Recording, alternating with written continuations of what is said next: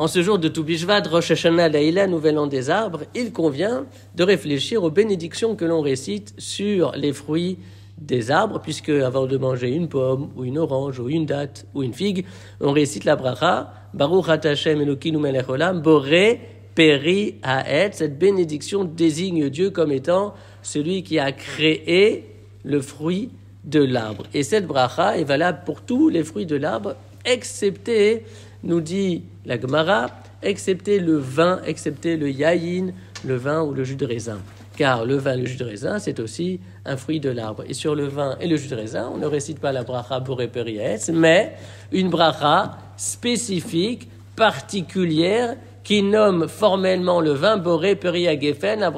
Dans la bracha, Dieu est désigné comme étant celui qui a créé le fruit de la vigne. Et la Gemara explique au traité Berachot que le vin, c'est une boisson particulièrement importante par rapport aux autres. C'est davar chashuv, c'est quelque chose qui est considéré et qui donc a un statut particulier et donc a droit à une bénédiction particulière. Ce que le pain est pour les aliments, le vin l'est pour les boissons. Et la question que pose alors la Gemara, c'est de savoir pourquoi le vin est-il considéré comme davar chashuv, comme quelque chose d'éminemment important qui n'est pas à mettre sur le même pied que toutes les autres boissons. Et la Gemara explique que le vin a deux spécificités. So'ed libo shel adam ou mesamcho. So'ed, est formé à partir de la racine samer ayin dalet, qui a donné le substantif seuda.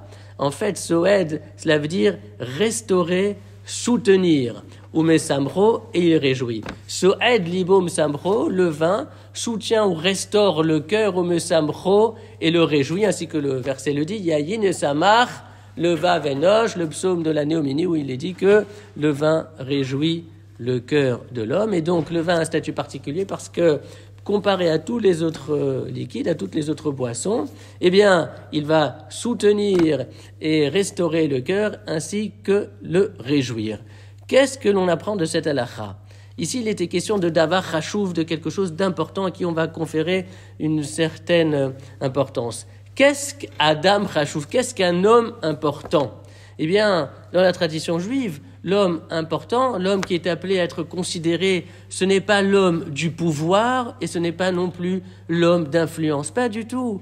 L'homme important, c'est un homme très simple, mais qui est source de bénédiction pour son entourage. Il est celui qui va soutenir le cœur qui défaillit du prochain, et il est celui qui va réjouir le cœur de celui qui se trouve dans la difficulté. Ça, c'est Adam Chashuv.